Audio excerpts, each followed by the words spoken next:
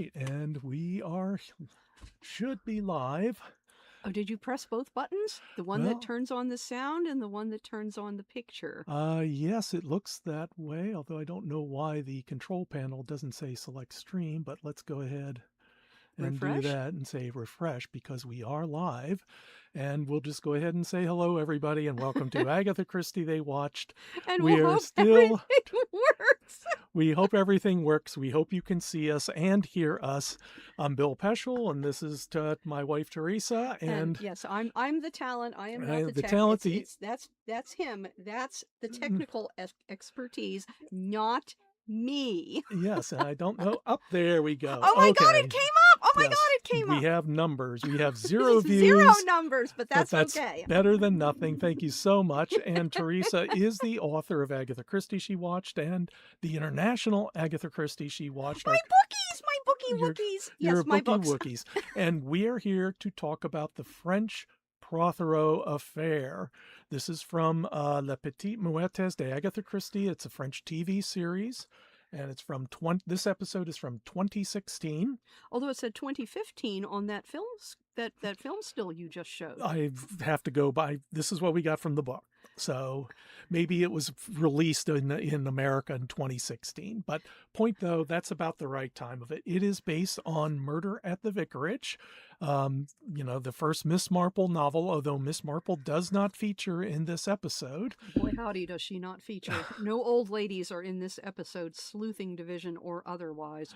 No old ladies appear. Right. But instead, what we have is the trio, the 3 cast members, in which it's Laurence Swan, who is on the right there. He is a French detective in the small town of city. The city of Lille. City of. And for those of you who are following along at home, French TV, I think, does something like American TV, which is that almost everything would be set in Paris or in around the south of France, which is romantic and exotic, and that's where important people go. And Lille is a city, a major city, yes, a major city, right on the edge of the as you're heading up the English Channel to the Baltic Sea. It's practically on the same border with Belgium, and it would be like filming, I think, an American TV show in North Dakota, which is that everybody who is important does not go to Lille. You end up in Lille because it's the end of the road, or it's the backwaters. It is a French backwater, and nobody important is ever going to go to Lille. So they're in Lille. And this is the second series. For those of you, I think this is only the 3rd episode that we have done of Les Petits. Yeah, that's correct. This is only the 3rd one. And it is also from the 2nd season. And eventually, I think when we get to Endless looking for Night. the name. No. Looking for the name. Peril at End House. When we do Peril at End House, which is going to be coming up soon, we will see an episode from the 1st season, and it also takes place in Lille. Because what we're doing here is we're going through the Agatha Christie novels as they're being published, which is why we're doing Murder at the Vicarage now, the first Miss Marple novel published in 1930. And we're going through all the various adaptations of that novel. And in fact, that now gives me an opportunity to say next week, just a quickie, we'll be seeing the German version, Murder at the Rectory. This is an 1.5-hour TV movie, and it appeared with usable enough subtitles. So we are we're going to see that next week. It's going to be an interesting experiment. There's a link to the YouTube video in the description below. And also a reminder, like, share, and subscribe. Tell other Agatha Christie fans about us, because this is what we're doing for a while. Yeah, we are going to be doing this. Eventually, we're going to work our way through all of the novels and some of the stage plays and some of the short stories. But we'll work it out as we go along. But yes, we would appreciate more subscribers, and like, subscribe, do all of that stuff. The other thing, while I'm thinking about it, is we do occasionally do live appearances in the central Pennsylvania area, And if you check our website or our Instagram page, you will be able to see where it is that I'm going to be. And that is this Saturday. I'm looking at the calendar over March here. 7th, March 7th, 2026. I'll be doing a noon signing with other pen writers at Cupboard Maker Books. But if you pay attention to our schedule and you're in the mid-state, you can actually meet us in person and ask us questions about Agatha Christie. Right. Or if you like Jane Austen. Well, let's get back But to anyway, the back to the episode movie. Yes, because back to the movie. what's important to note is that Miss Marple is not in this, and instead we have 3 cast members. We have Swan Laurence on the right. We have his secretary, the blonde secretary, who's kind of a Marilyn Monroe look-alike. That is Marlene Leroy. And on the left we have Alice Avril, the young reporter who's energetic and Dumb. Yes, oh and my dumb. God. One of the real drawbacks with this episode shows in spades the problems that Les Petits has, which is that they, in an effort to shoehorn in all 3 cast members, Laurence as the police, Marlene as the secretary, and Alice as the reporter, is they will lose huge chunks of the plot in order to show our 3 leads goofing off basically very stupidly. And if you want a picture of a completely toxic boss, Swan Laurence, there's his picture in the dictionary. Although in this episode we see a more toxic boss with Alexander Protheroe, who is simply amazingly toxic. And when that word there, if it confuses you, when do the cleaners arrive? What he's actually referring to is the cleaning company executives who are going to be purchasing an ad campaign from him because he runs an ad agency. But every time this episode gets going, and it has some amazing, wonderful, spot on, right out of the book, oh, thank you, Tanya Gray. We have wonderful spot-on, fabulous adaptations of the novel, or beautiful illuminations of the novel, taking it a step further, and then they swing back to the Keystone Cops French style, and the high school hijinks of Laurence and Avril and Marlene. And it's just so stupid, and it is so frustrating because they're doing something really interesting. And then you get dumb stuff. And the other thing, and this again is a terrific episode in which to point this out. Season 2 makes a big deal about moving women into the workforce. There's 3 seasons. The first season takes place in the 1930s. The third season takes place in the 1970s. And boy, is it a 70s The second season fest. takes place in around the late 50s, mid to late 50s? No, late to early 60s. Because we actually have an episode that is dated, pinpointed by the suicide of Marilyn Monroe. And so you're seeing Marlene as the secretary, and she is the absolute most incompetent secretary who has ever lived. And all you can think is, with all of the women in the city of Lille, the police department could not find somebody more capable than Marlene. And then the script, like it does here, it makes her stupider, which I hate. And they have Alice Avril as our girl reporter, and they abuse Alice all through the series. Swan Laurence particularly. Oh, Avril, you're stupid. Avril, you're ugly. Avril, you're this. Avril, you're that. Constantly. This woman does not look like a Cocker Spaniel. She is a beautiful woman. I mean, you would probably turn your head to look in the real life, and here she is Hollywood ugly. And it is just so absurd. And most of the time, this is also frustrating, and I noticed it the second time around, is Alice Avril is she's a student, and so she dresses like a student because she's never learned any better, and she was brought up in the orphanage. And here she is applying for jobs and working in a secretarial position for the Alexander Protheroe ad agency. She's infiltrating them because of the death of the first secretary.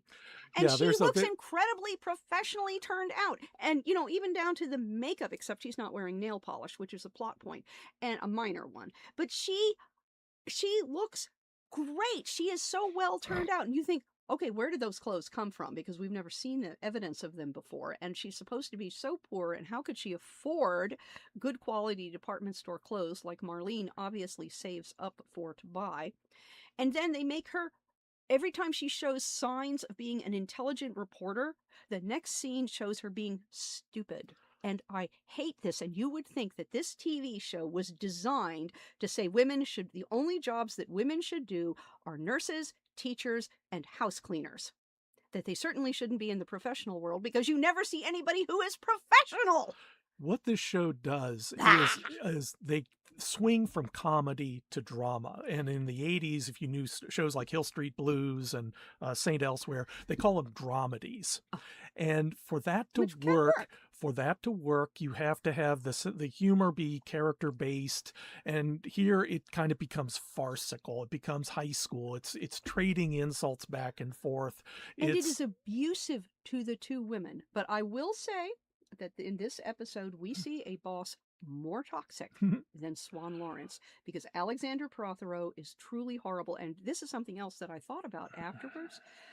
When you get further into the show and you discover who several of the characters actually do have parallels to the novel, and one of them is, of course, Mrs. Lestrange, and here she is. She's a famous French actress in this one. Yes, she is a famous French actress, and you discover that Alexander Protheroe, who is, of course, the Lucius Protheroe, Colonel Protheroe character, because the Nazis were coming and she was Jewish, he sent her off to America scraped up all of his money and said, eventually, I will follow you with our little girl. And he doesn't, he tells her that, oh, the daughter is dead of tuberculosis. She died of tuberculosis, which would have been a likely thing to happen during World War II France. But you're watching this incredibly toxic man, and yet in 1939, he scraped up every last penny to send his wife. I think they were actually married. His wife and little girl to America. And then why does he turn into a super abusive, nasty, ultra-focused rapist? Mm-hmm. I mean, look at that scene. And he is dead serious. He is absolutely serious. And he expects his secretaries to put out.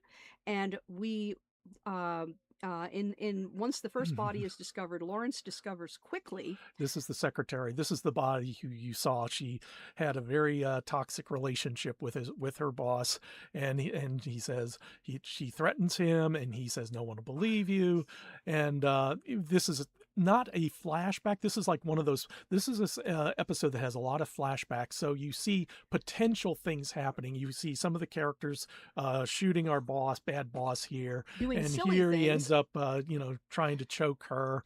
And when we actually do see her, she's hung herself in the hallway of the business. This is the Protheroe ad agency, and of course, this is his only reaction. Is what about our appointments? Yes, when does the next appointment arrive? And this scene actually sets up again how intelligent Swan Laurence is. He really is a clever, accomplished man. And so when he gets word about a woman hanging in a stairwell, his first thought is not suicide, because as he tells Protheroe, women take sleeping pills to kill themselves, that they do not hang themselves in the stairwell. And what he doesn't say, but what I thought, and obviously he must have thought the same thing too, is how the heck did she get up there? Because, it's very theatrical looking, it's very movie-ish, but you don't just hang yourself from a light fixture in a stairwell, because where's the stepladder? Well, and where's the chair? And it looks instantly suspicious to see someone hanging from a stairwell, and yet there is nowhere they couldn't have easily climbed up and done it. And then, of course, the autopsy reveals that she was dead before she was hung. Right, which leads to the scene with a pathologist. And at this point in the series, the previous pathologist died in a plane crash. No, she hasn't died in a plane. No, she hadn't died in a plane crash yet. She had left Laurence behind. They were having a relationship. Affair. They were having a casual affair, heartfelt on his. And for her, it was like, yeah, sure, okay, whatever. Again, this is French. This is you French. Just roll with it. It's not Agatha Christie. If you think there's a lot of adultery taking place on stage and off stage in an Agatha Christie novel, you have not seen a French movie, a French version. But anyway, Dr. Melot has gone off to America to bigger and better things, and so Swan Laurence is oh, Euphemia, I think that was her name. Yep. Yep. Oh, my true love, my darling, my most specialist person. And so you get, and I hadn't realized this because we're watching a lot of these for the second time, that you get a flash of, oh my God, it's her, she's back. And of course it's somebody completely different. Right. And But it's because another female pathologist who who says, immediately comes on to Lawrence. well, but I have to say, she finds marks of strangulation on the throat. So Yes. clearly it wasn't a hanging. And then it leads to a scene about having sexual activity. And of course, she ends up coming on to Swan, which is part and parcel of everything that's going on in this particular episode. There's a heavy seduction theme that runs throughout the episode. Oh, yes, it is absolutely French policing at its finest. I can't imagine that real French policemen, real French inspectors do this. But yes, Swan Laurence, as always, takes the most beautiful of the suspects and interrogates her in his bed. In his apartment. It's pretty obvious. I mean, she gets up the next morning. Well, what, do you think they played Pinochle? Well, but this is the night before. But also there's this long scene as well in which, because she's a famous actress, she looks out the window of his apartment building and claims and sees and says well, there's she says she sees this, but we don't see any evidence. Yeah, she says there's paparazzi who followed her over, but we don't see any evidence of this. Mm-hmm. And if she is really super popular, and again, this is where inconsistency with the showrunners really shows up if you have a bus schedule mind like I do. So there are scenes where Deborah Davis is being mobbed, and one of them includes Marlene, and this is important because it sets up later the evidence that she lied about where she was at the time of Protheroe's murder. But other times you see famous actress Deborah Davis, whom every single person in France knows who she is, and Marlene is seen reading a fashion magazine with her on the cover, and she is standing out there in the street, and nobody is paying attention. She is not mobbed. And if you were Julia Roberts, you can't walk down a major city street without being mobbed. That's why she has bodyguards. And yet there are times when Deborah Davis here is mobbed, and other times, and we're not talking about 3 a.m. either. We're talking about in the evening. She is not mobbed. And so that scene, watching that scene where she says, oh, there are paparazzi outside the window, I'll be on every magazine cover in the morning, every newspaper will feature the fact that I was seduced by this French police inspector, and what can we do to preserve my reputation? And maybe she's lying, and maybe she's not. She's an actress. But that's not a part of the episode because it plays. You notice this, but we have to make distinctions between telling you what happened and what goes on in her head, because what goes on in her head is not necessarily what we see on the screen. And I'm not saying she's wrong, by the way. It's nice to know that you think what goes on in my head actually has that things do go on in Oh, there's things going on in your head all the time. This is why we've been married for so long, because I'm always fascinated by what you come up with. But the point, though, is that it leads to a scene in which Marlene is called to the apartment, and she doesn't know why. And what's going to end up happening is that she's going to be, she meets. Go back to that. Go back to the previous there. Yeah. Look at what Marlene is wearing. Marlene always dresses beautifully. One thing I have to say about this show is, boy, they really get the clothes right. Marlene always dresses beautifully, impeccably, as a sexy secretary, really top of the notch clothes from department stores. You can tell she saves for it. And now Lawrence invited her to his apartment in the evening. She's got the full on glam makeup, which she always wears, but she changed her dress to an evening cocktail dress. She is dressed for success. She is, oh my God, this is going to be so. My boss, she has this mad crush on Lawrence. She has a passion on Lawrence. From the day he walked in the office, she has this mad passion for him. And Marlene, in this moment, you see how much she wants him with the change in her dress. She would never wear that outfit to work. Yep.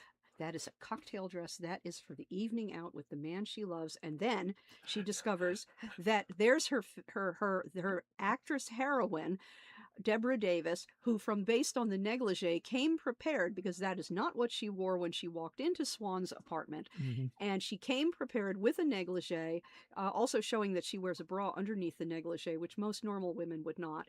And she's horrified. she's horrified because Well, she's disappointed she's as well. I well, mean, she Marlene gets her hopes up with Lawrence every single time. And I'm whatever else you can say about Swan Lawrence as a toxic boss, he never expects sexual favors from Marlene.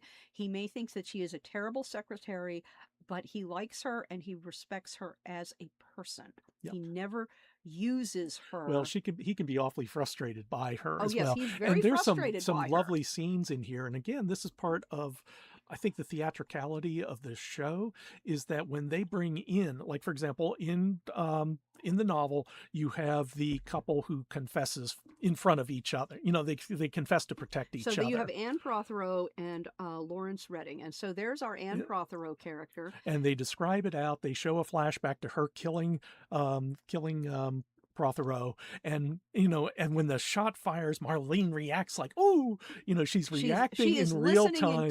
She intently is listening intently, like she's in the movie theater watching a movie." Yes, it is so theatrical because you think, again, a professional secretary to a police commissioner, by this time she would be very jaded Mm. because you hear the most god-awful things.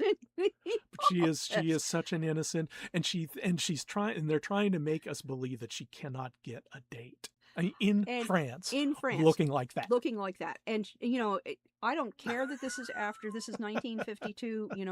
Marlene there's so many things that they do wrong with Marlene. And that is one at the top of the list, that somehow beautiful, gentle, generous-hearted, cheerful, kind, Marlene cannot get a date, cannot find a man to marry and have the family that she has always dreamed of. And you just can't accept it. Yeah. It is just unacceptable. Yeah. So again, it has. But it has moments of comedy. This is actually a clip, I think. Yes. Yeah. Well, yeah. The next one is the clip. This is him confessing his part in the murder, and you get a flashback to that in which he's pulling the trigger, and it doesn't work. And it doesn't work because he didn't load the gun properly. He didn't load the gun properly. Trigger, so whatever it is he did. But that's part of the fun of this is. And like I said, I actually kind of enjoyed it more this time around because I wasn't trying to make it look like Agatha Christie. I wasn't thinking that it was Agatha. Oh, yes. And thank you for that. Because when you watch Les Petits Meurtes, and you should, because they have sometimes really interesting takes on Agatha Christie films, don't expect Agatha Christie. Expect the, like the 1 or 2 or 3 sentence summary of the novel, and then they will just go off into the wild blue yonder. And they have some really great moments, and that's what's so frustrating is you have these really wonderful, great moments, and then they snatch defeat from the jaws of victory at the climax again, because there you have you don't even have the scene, although this is what actually happens. Lisa, at the end, she's the Latisse character. She confesses to Lawrence that she saw her father, Alexander Protheroe, murder Helene, the secretary. She saw it. Yep, this turned out to be real. She was the witness, and yet she did not say anything. And if she had said something, then her hated stepmother and the stepmother's lover, who Latisse has a mad crush on, would never have shot Alexander Protheroe. They wouldn't have had to. And you don't get anything, not even a single flash of Latisse or Lisa thinking, maybe if I would have said something, 2 people would not be going to the guillotine right now. And, my dad would be going to the guillotine. Whom she loves. But then she says at the end, no, I don't love him. And she is very much her father's daughter in the way that she behaves with other toxic characters. She is going to be a very toxic boss. You can see this one coming. She has a screaming match with Avril, who was actually nothing, and she was Avril's trying to suck up to him. Yeah, it's pretty obvious, and she was smart enough to see that Avril is really being stupid, really being she gets abused and screamed at like this on her way out the door too. So and Latisse also does want. She has a mad crush on the Lawrence Redding character, and she hates Anne Protheroe, who always is reasonably respectful towards her. And it's actually kind of spelled out in the text. I looked it up, that Lucius Protheroe married, in the novel, he married Anne when Latisse was about That's 10 Anne. or 11. He Hmm. married her when he married Anne when the daughter was about 10 or 11, which is probably the perfect age to hate the stepmother. And and this girl is going to be a toxic boss. She really is. Yeah, she has ambitions to be an actress. And in fact, in the very beginning, we have this scene. And then while they're arguing about it in the car, Anne comes to her defense and whips around and tells Anne, just shut up. Shut up. This is Shut up. not about This you. is not about you. This is not, And you're not in this. Anne is trying to be kind to show some support for her. And again, you think, why did you ever marry this man in the first place? And again, we don't get a sentence like that, whereas in other adaptations and in the novel, Anne Protheroe married Lucius Protheroe because she wanted safety and security and money. And here you don't get that. She was the secretary, and you have to assume, based on Protheroe's treatment of two other secretaries that we've seen, the one who tried to commit suicide and that Laurence found working in a newsstand, proving that police work does go on behind the scenes at this TV show, and Helene, who he murdered and hung from the stairwell, and then how he abuses Avril. There's that, the first quality in a secretary is obedience. He was abusive for years. Why did she marry this man? Mm-hmm. But she did. Yeah. And the other thing that really makes me absolutely nuts, because he is so toxic and so abusive, is why did she start having the affair with the cameraman? Because if you have any brains at all, and she comes across as an intelligent woman, you don't have an affair when your husband is extremely suspicious and extremely abusive, and he already has a pretty good idea of what's going on. And you think, why are you doing this? Mm-hmm. And there's no reason, whereas with the Lucius Protheroe in the novel and in the other two films, he's a jerk, but you don't get the sensation that he will murder Anne because she's having an affair with another man. And here it's made very clear. Yeah. Well, he has to be the bad guy because that's what they did in the ITV version, where it turns out Colonel Protheroe basically stole a lot of money. Yes, connected to France again. Yeah, connected to France again. He stole, this is in last week's episode, we talked about it. He stole money meant for the underground in France and betrayed people to the Nazis. Clearly he deserves to be dead. He deserves to be killed. And this lacks the subtlety that Agatha has. It really does, because this is cozy mystery territory where you make the villain so evil that of course he has to be killed. But in Agatha, anybody can be the victim and anybody can be the murderer. And so you have a man like Colonel Protheroe, and he is an unpleasant man. There's no question that he is an unpleasant man, but he's not evil. And in ITV's version, and here in spades, he got what was coming to him. Evil, and he got what was coming to him. And but again, there are moments when this really, really works. And then when you could really get more of an ending, it just stops. And then you see Marlene, and and again, this is I hate how they abuse Avril. She's carrying on and moaning and sobbing that Damien, her friend from the orphanage who came to her and asked her for help, who is an abusive jerk, and she can't see it. To position him properly, he's the chauffeur for the Protheroes, and he knows and perfectly he was well going what's to going on. and he was going to marry Helene, and Helene that particular night said, "I'm not going to marry you." And he's like, well, "We're getting married in 2 weeks. What's this is all about? I can't marry you. I can't marry you." He gets really upset and pulls on her in the street. This guy interferes, and he gets into a fight with this guy. Yeah, he is physically abusive with his 2 weeks away from the wedding wife, and you understand instantly why she is not marrying him, and probably part of it is that she doesn't want to admit to him what the boss is doing to her. Yep. And so then he does the same things with Avril. He's so needy. "Oh, help me, I need your help." And then he's abusive to her. Yep. And it's appalling. And then she's carrying on afterwards. "Oh, I wasn't there for Damien. I wasn't there." Well, but what happened over the arc of the story is that Damien goes to her. They grew up in the orphanage together, and Alice's orphanage background shows up in some of the other stories. Inconsistently, proving And that they never read their own scripts. so he asks her for help because, of course, she can investigate it. Never mind, there's the police, but she helps him out, and he falls in love with her and Two weeks 2 weeks after his his fiance's murder, not just her death, her murder.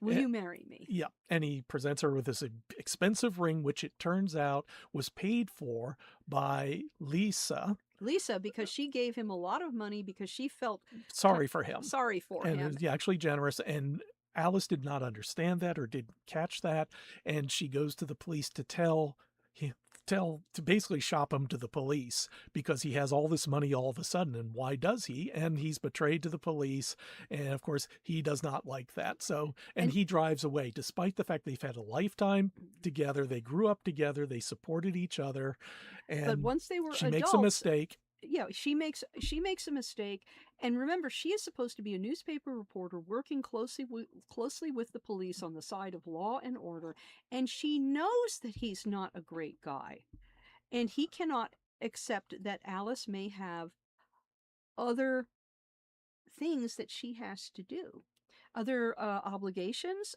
I'm trying to think of the word here. I'm not quite sure. She has obligation to the truth. On some obligation to the truth, some obligation because she doesn't know.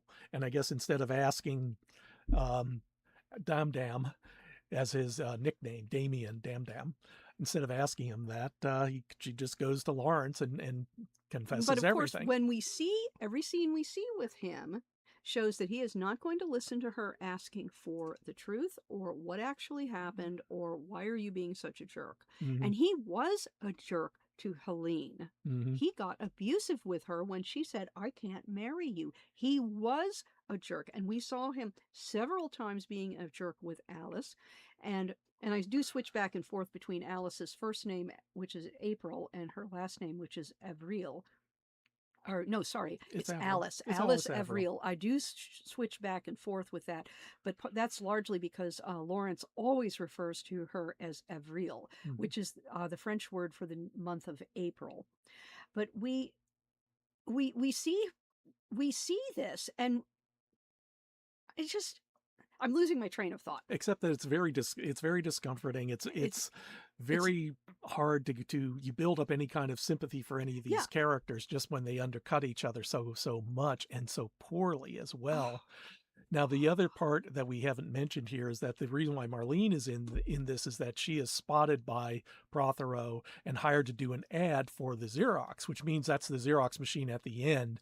And she's done a couple of readings so far, and then she finally decides that because she's sitting there saying, I can't type, I can't take dictation, I am useless as a secretary, but my boss loves me because I have the Xerox machine. And again, you get these little intimations of the future, modernism coming in, because this is a old style Xerox machine. But it's also true. Marlene really has trouble typing. Marlene really has trouble taking dictation. And again, you wonder, why is this TV show making a big deal about women moving into the workforce when the women that they show on screen, almost without exception, are either stupid or sex crazed?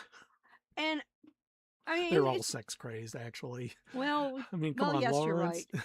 Well, no, I'm thinking about the women. I'm thinking about the women, but you're right. You're right, because they all are having affairs and this, that, and the other thing. And you think, why are you doing this? And Alice Avril is so maddening. She's so maddening. You know, sometimes she is a really capable Nancy Drew, and here she shines that she is a good reporter, that she can go through the archives and find information. True. And then other times it's like, what happened to your brain? The script is what happened to her brain. It's their emotions. Everybody gets their emotions triggered and they just lash out. Now, how did you rate this? Let me look it up, because of course I can't remember. Yeah, but that's why I did review all of the Les Petits Meurtes in International, and I gave it 1.5 handguns for fidelity to text and 2 handguns for quality of movie. And you know, I think having watched it the second time, I'll still stick with those ratings, because the core of the plot is there. the absolute core of the plot, but everything else is rewritten or went away. And the quality of the movie, it's so uneven. Every time they get going, they swing back to doing to the main characters acting stupidly. And I just this could have been really good, but they just couldn't stop themselves. Yeah. The scriptwriter could not stop himself from, and I understand that they have to take their 3 leads and give them plenty of airtime on each TV show, but man, do you have to make the women stupid? Overall, and I think I liked it better because when we first saw the first time we saw one of the episodes, that was the one that was based on the youth camp. Yes, a game of mirror, or Yeah, they do it with mirrors. They do it with mirrors. do it with mirrors, And it was probably that one of was the 2 worst episodes in the entire we saw second season. we saw 2 that we reviewed for Agatha Christie She Watched, because when we did that, we didn't know we were going to do the international book. So we thought, well, we'll just get in like 16 of the movies from overseas and put them in here. Yeah, to just give a Just to smattering, be able to give get a a taster. smattering of it. But man, that first one was just, we were like looking at each other going, is this for real? Because they were at their most toxic, most grade school taunts, most unprofessional, especially after the first season, which wasn't that. The first season was actually pretty good. Although it ended on a really low It was note. They were disappointing really note, set but- up for a very high ending, and then they just totally snatched defeat from the jaws of victory yet again. Yep. Something Les Petite does so well. But if you can kind of look at it into a window on how the French think and what is important to them and how they convey this sort of thing on the screen. And it always looks It always looks great. It always absolutely looks 60s design, late 50s, early 60s design. The 70s one, the third season, God, the is clothes are astonishing. amazing. It's 70s in America, but very French, almost worked through like an artist like Mobius, who would just go completely full 70s. And it was... And they had more competent people in that one too. Yes, they had a competent woman in charge. Mhm. And it is so... It is very uneven. Les Petite is very uneven, but if you can... I'm enjoying it more the second time around because I'm no longer seeing it as an Agatha Christie film purist. Mhm. And instead, does the movie work on its own? And I'm sorry to say that this movie, in the end, does not work on its own. And it's largely because of our toxic cast. And the less you see of the cast, the better. Yeah. And the more you see of the rest of the characters for the murder of the week, the better it is. And that's just the way they work it throughout. But it's still, it did work better the second time around. It really did. I should also mention that even though Laurence plays the seducer in here, when he calls in our actress Deborah, she is not happy at all about this and actually ends up taunting him.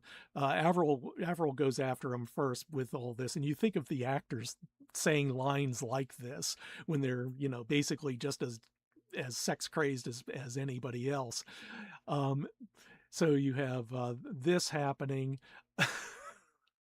And then when she confesses where she really was, she just nails him. It absolutely nails him to that desk. And, there's some really great moments. There really are. And you just have to take the bad ones with the good ones. Right. So what are we talking about next week? We are actually going to see it surfaced on YouTube. This is the German 1970 version of Murder at the Vicarage called Murder at the Rectory. And it's surfaced on YouTube with enough subtitles that we should be able to figure out what's going on. And also now that we're very familiar with Murder at the Vicarage, so hopefully we'll be able to fill in the blanks that the subtitles miss. Yeah, this will actually only be our second German film. That's right. Because the German film industry did some Agatha Christie, including Agatha Can't Help It, which looks like a charming and wonderful Margaret Rutherford, Jessica Fletcher, Miss Marple mashup. But there are no English subtitles. Yeah. And so these we are being don't get done, to see them. So we have a bunch of them that were done by somebody else, and they ran it through an AI generator.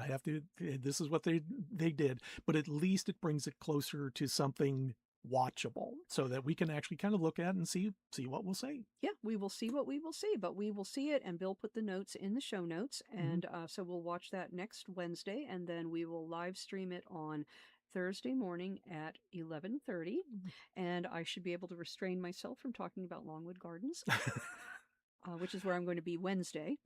And after that, I can't remember what comes next on the list. I think it's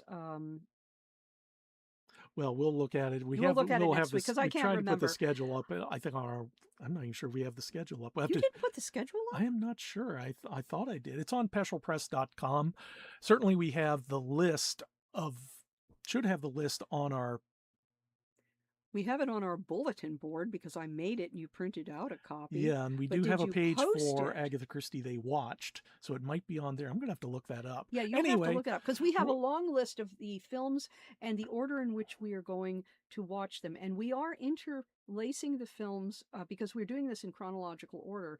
And because the same person who did, and I'm sorry, I can't remember your name, but the same person who did the some of the other subtitles, they found 3 versions of Black Coffee.